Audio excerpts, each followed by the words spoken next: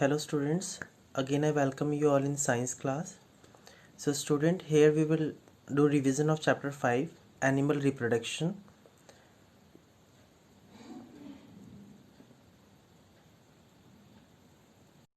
Student, in this chapter we will discuss animal reproduction के बारे में पढ़ेंगे. तो स्टार्ट करते हैं.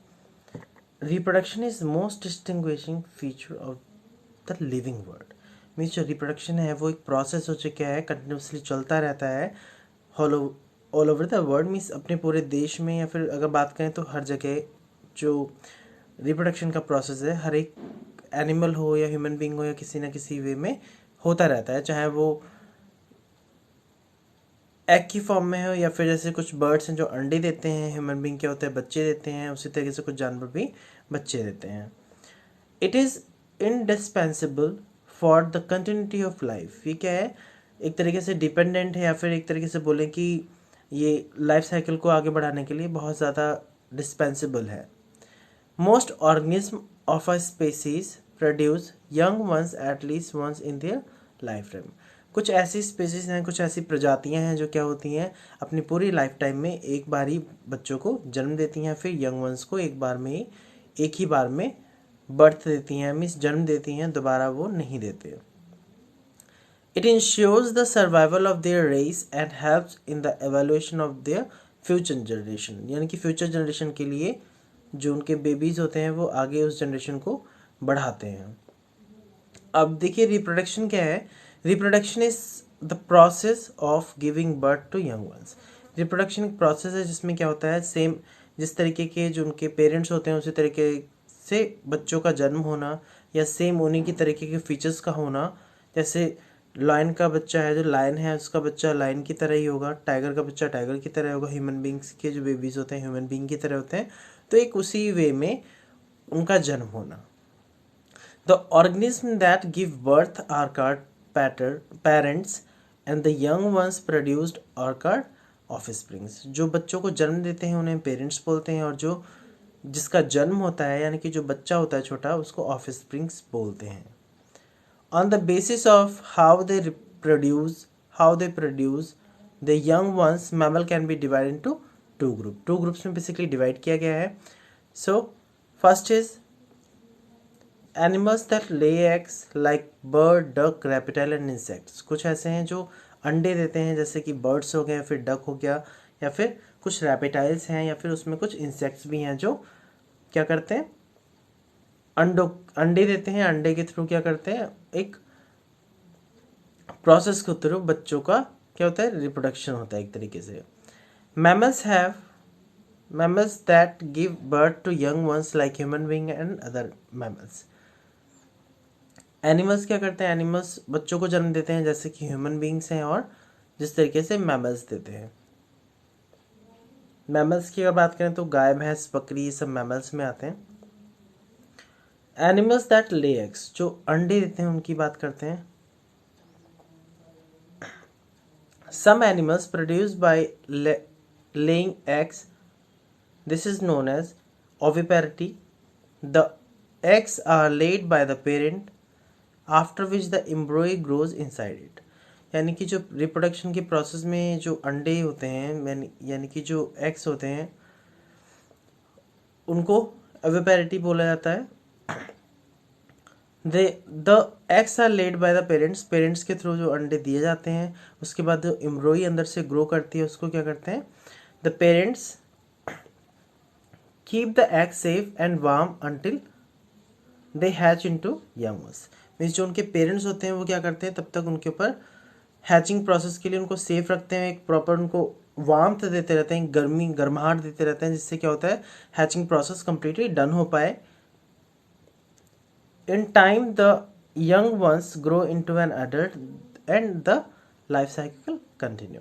इस तरीके से क्या होता है, जो बेबी होता है मीन्स हैन का जो छोटा बच्चा जिसको चिक बोलते हैं, तो वो क्या होता है धीरे धीरे एडल्ट होने लगता है, ग्रो हो जाता है. ग्रो होने के बाद क्या होता है, एडल्ट होने के बाद इस लाइफ साइकिल को कंटिन्यूटी के थ्रू चलता रहता है. मीन्स फिर से अंडे दिए जाते हैं, अंडे के थ्रू क्या है बेबीज जो भी बच्चे होते हैं वो बाहर निकलते हैं. इस प्रोसेस को whole of the means continuously अगर बोले तो कंटिन्यूसली ये प्रोसेस चलता रहता है। स्ट्रक्चर की बात करेंगे।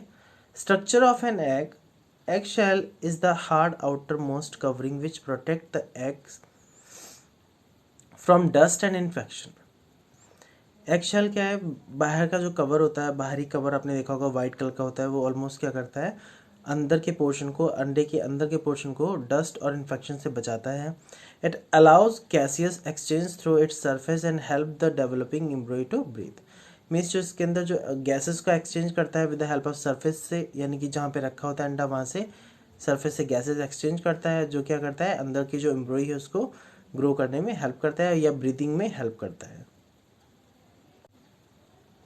Next is albumin.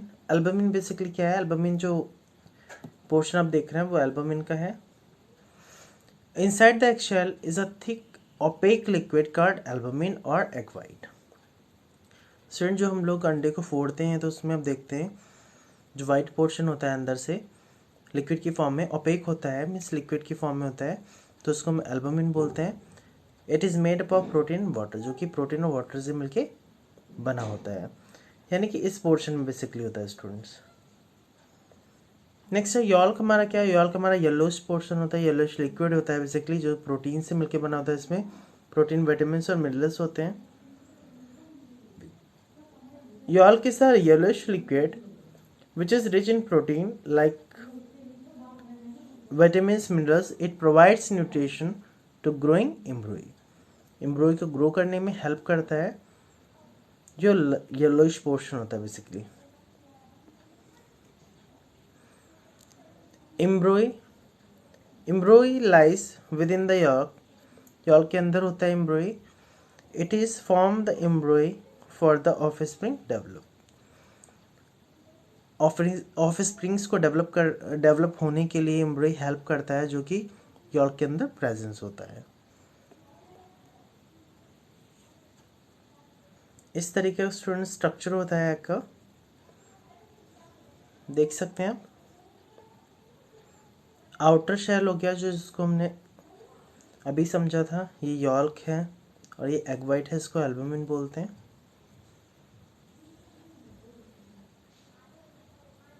यहाँ तक की स्टूडेंट बात क्लियर हुई होगी। नेक्स्ट है बर्ड्स को देखेंगे। The mother bird builds a nest and ले एग्स इन इट। जो मदर बर्ड होती है वो क्या करती है, घोंसले को बनाती है, नेस्ट को बनाती है। In it sits on them to keep them warm, और जो अंडे देती है उसके ऊपर बैठे रहती है कंटिन्यूसली, जिससे क्या होता है उनको वार्मथ मिल पाए और ग्रोथ मिल पाए। This is known as incubation, जिस प्रोसेस को हम इंक्यूबेशन बोलते हैं। The embryo after going through a several stages of development break out the egg shell as young ones। कुछ स्टेजेस हैं उसके थ्रू क्या करता है, धीरे धीरे ग्रोथ होता रहता है अंदर, और जब अंदर का बेबी जो बड़ा हो जाता है तो क्या होता है, हल्का सा एग ब्रेक डाउन होने लगता है, टूटने लगता है, और जो अंदर का बच्चा है वो बाहर निकल आता है। For a few days after birth the young one stay in the nest, और जो छोटा बेबी होता है यानी कि छोटा बच्चा होता है, चिक होता है, वो क्या होता है नेस्ट के अंदर ही रहता है।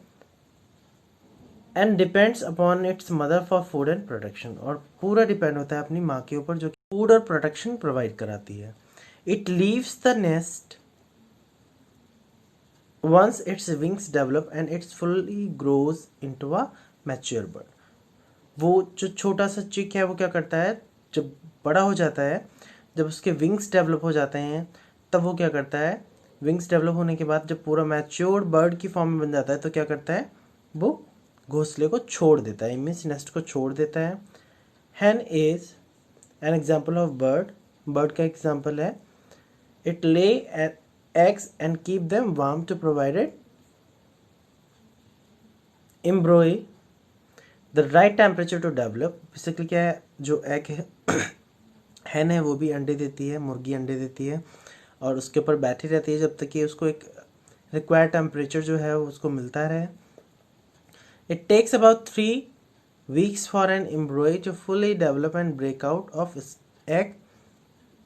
The embryo which hatches out of the egg is known as hatchling, the young chick lives under the care of its parents until it grows into an adult. A fully grown hen is capable of laying eggs. Student थोड़ा सा बोलने में problem हो रही है, तो actually कुछ गले में और दिक्कत है इस वजह से. सो स्टूडेंट यहाँ पे देखिए क्या है, जो 3 वीक्स का टाइम दिया है उसको डेवलप होने के लिए. डेवलप होने के बाद क्या होगा, जो एग आउटर शैल है वो टूट जाएगा और जो भी इसमें बच्चा है यानी कि चिक है वो क्या होगा, निकल आएगा. और चिक पूरा किसके ऊपर डिपेंड होगा, मुर्गी के ऊपर, जो क्या करेगा एडल्ट होने तक प्रोडक्शन में रहेगा एक तरीके से. और बाद में क्या होगा, वो भी पूरा ग्रो होने के बाद एक कैपेबल हो जाएगा अंडे देने के लिए. यानी कि मुर्गी जो बच्चा था वो बड़ा हो जाएगा, कैपेबल हो जाएगा. अब देखिए, the egg of the ostrich bird is largest among all egg laying animal. यानी कि जो ऑस्ट्रिच है सबसे बड़ा अंडा देता है. शुतुरमुर्ग का जो एग है वो सबसे बड़ा होता है. इस तरीके से देखिए स्टूडेंट, ये कुछ प्रोसेस है. एग है, फिर एम्ब्रॉय है, फिर क्या है हैचलिंग प्रोसेस है, फिर चिक एंड देन एडल्ट. फिर से क्या होगा, एडल्ट की ड्यूरेशन में क्या होगा, फिर से हैन क्या करेगी, एग देगी, देन फिर से ये प्रोसेस स्टार्ट होगा. ये लाइफ साइकिल कंटिन्यूसली चलता रहता है. Fishes, the eggs of fishes are laid and hatched under water. Spying is process of laying eggs. They are generally released in a large number of and known as spawns. Spawns बोलते हैं basically, जो fish है basically वो पानी के अंदर रहती है, तो उसका जो हैचिंग प्रोसेस है वो भी पानी के अंदर होता है. वो लार्ज नंबर ऑफ क्वांटिटी में क्या होती है, बहुत ज़्यादा अमाउंट में अंडे देती हैं. और उनका स्ट्रक्चर बेसिकली जो होता है एग्स का, the eggs do not have a hard protective covering cell. Basically ये जिस तरीके से मुर्गी का अंडा होता है उस तरीके से तो नहीं होता, बट क्या होता है, इनका जाली लाइक स्ट्रक्चर होता है, ऊपर से जाली की फॉर्म में होते हैं और जो उनको कवर करता है. Warm water facilitate the development process of the एम्ब्रॉय. जो हल्का सा पानी कैसा होता है, वार्म होता है, जो क्या करता है उनको ग्रो करने में हेल्प करता है. The egg hatched and the larva comes out. The young fish is known as fry. Means जो यंग फिश है उसको फ्राई बोलते हैं. और जो भी प्रोसेस डन होता है ये अंडरगोज मेटामॉर्फिस प्रोसेस के लिए होता है. The undergoes metamorphosis process to become a juvenile fish. It further grows and becomes matured and adult fish is capable of laying eggs. Means जो भी प्रोसेस डन होता है वो मेटामॉर्फिसिस प्रोसेस के थ्रू होता है. और जो फिश की फॉर्मेशन है एक तरीके से, जो फिश होती है जुवेनाइल फिश होती है, बेसिकली ग्रोथ के बाद क्या होता है, ये जो अडल्ट फिश है वो भी कैपेबल हो जाती है अंडों को देने के लिए. Means it is also gives egg. Student ये देखिए इस तरीके से प्रोसेस, पहले एग है, फिर एम्ब्रॉय है, ये जालीला का स्ट्रक्चर होता है बेसिकली इनका. लार्वल स्टेज है, फिर जुवेनाइल फिश है, एंड देन क्या है, अडल्ट फिश है. और ये फिर से प्रोसेस दोबारा से रिपीट हो जाएगा. Now we are talking about the insects. Insects can undergo 2 types of life cycle. Basically 2 types of life cycle होता है इनका. फर्स्ट है इनकम्प्लीट मेटामॉर्फिसिस प्रोसेस होता है. तो फर्स्ट है मेटामॉर्फिसिस प्रोसेस देख लेंगे जिसमें इनकम्प्लीट होता है. It includes 3 developmental stages. Insects like cockroach, cricket and grasshopper undergo incomplete metamorphosis. Basically the egg has to release a nymph. Stages हैं बेसिकली कुछ. तो निम्फ के प्रोसेस के बाद आप देखेंगे निम्फ की तरफ. The nymph looks similar to grown insect of the same species except it is smaller. Basically जो कॉकरोच है, कॉकरोच का जो निम्फ प्रोसेस है या निम्फ जो सेकेंड स्टेज है वो भी सेम उसी की तरह होता है, बट थोड़ा सा स्मॉल होता है. It has soft outer layer and no wings. इनकी जो लेयर होती है वो कैसी होती है, सॉफ्ट होती है। दूसरा क्या है, इनके विंग्स नहीं होते। It has the same feeding and living habitat as grown insect. Same उनका वही फीडिंग प्रोसेस होता है और हैबिटेशन होता है, उसी तरीके से वो ग्रो करते हैं। इन sometimes the nymph grow undergoes its skin and shade it is to grow a new one. This is known as molting. Basically जो स्किन है, अगर स्किन के अकॉर्डिंग बात करें तो क्या है, उसको मोल्डिंग की ड्यूरेशन में क्या होगा, ग्रो करेगा न्यू वंस में, यानी कि ग्रो करेगा नए की तरह, उसे मोल्डिंग बोलते हैं। This process repeat a few months time until the nymph finally became an adult. एक प्रोसेस है कि कुछ टाइम के बाद क्या होता है, चेंजेस आते हैं, तो निम्फ के बाद न्यू वन की फॉर्म में कन्वर्ट होगा तो उसको मोल्टिंग बोलेंगे। एंड उसके बाद क्या, फाइनली जब कंप्लीट हो जाएगा तो निम्फ से क्या हो जाएगा, एडल्ट में बन जाएगा एज अ कॉकरोच की तरह। लाइफ साइकिल है कॉकरोच का, यहाँ से एग, देन निम्फ का प्रोसेस है, then cockroach. Same life cycle दोबारा रिपीट होता रहेगा। इस तरीके से आप समझ सकते हैं। Now we are talking about the complete metamorphosis process. Basically जो बटरफ्लाई है उसमें कंप्लीट मेटामॉर्फोसिस प्रोसेस होता है। इसमें 4 स्टेजेस होती हैं। It includes 4 developmental stages. This kind of life cycle is seen in insects like butterfly and mosquito and house fly. Basically 4 stages होती हैं जिनकी मैंने अभी बात की है। इनमें at the first the egg hatches and a larva comes out. Basically क्या है, पहले एग का हैचिंग प्रोसेस होगा, देन लार्वल। तो स्टूडेंट आप यहाँ पे देख सकते हैं जो लार्वल स्टेज है सेकेंड एग के बाद, देन क्या है, the egg hatches and a larva comes out. Egg hatch होगा तो लार्वा निकल आएगा। Then it is worm like and look quite different from the mature insect. इसका लुक क्या होगा, वॉर्म से थोड़ा डिफरेंट होगा और मैच्योर इंसेक्ट से थोड़ा सा डिफरेंट होगा। यहाँ पे आप देख सकते हैं the larva of a butterfly is called caterpillar. जो बटरफ्लाई का लार्वा है इसको हम कैटरपिलर बोलते हैं। And that of house fly is called maggot. Means house fly की अगर बात करें तो उसको मैगोट बोलते हैं। The only process of the larva is to eat and grow in size. It can eat more than several times its body weight and quickly grow in size. Basically जो larva होता है वो बहुत ज़्यादा leaves वगैरह को खाता है, इस वजह से क्या होता है, उसका जो साइज है, बॉडी वेट और ग्रोथ बहुत जल्दी हो जाती है।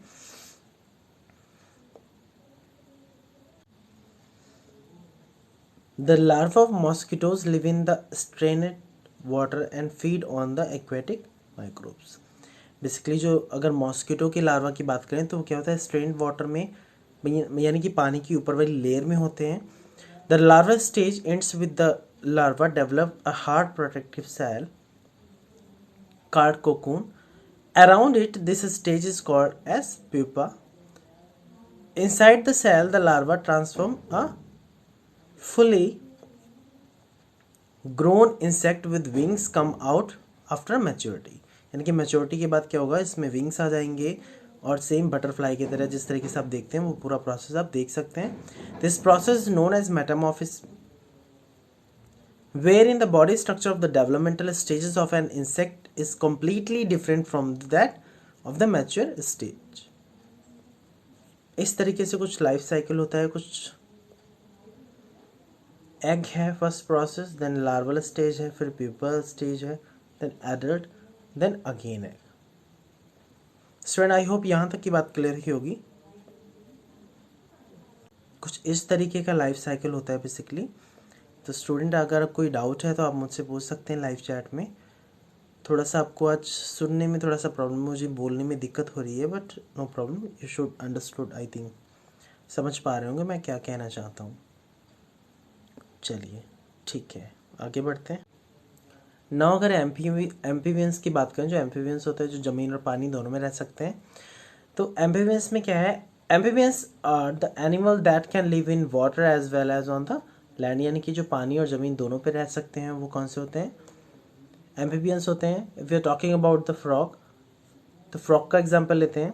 The life cycle of a frog has 4 growth stages, यानी कि 4 स्टेजेस हैं बेसिकली.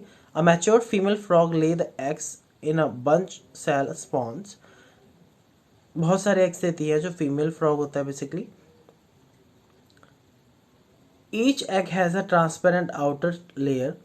जो हर एक एग होता है उसके ऊपर एक ट्रांसपेरेंट लेयर होती है जो प्रोटेक्ट करता है एम्ब्रॉय को फ्रॉम ड्राइंग अप, यानी कि सूखने में, सूखे ना इसलिए उसके ऊपर एक लेयर होती है. The embryo grows and release the earlier larva called tadpole.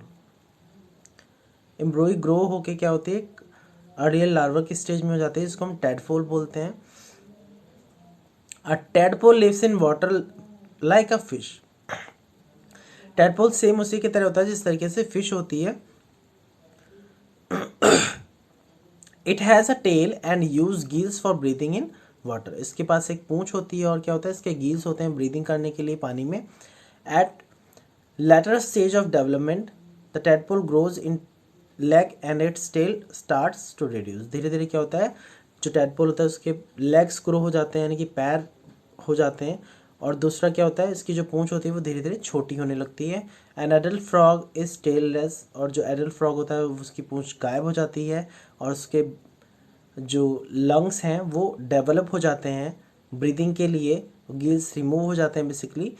It can now live on land, जिस वजह से वो क्या होता है, वाटर और लैंड दोनों पे सर्वाइव कर सकता है. कुछ इस तरीके की स्टेजेस हैं. फर्स्ट क्या है, एग.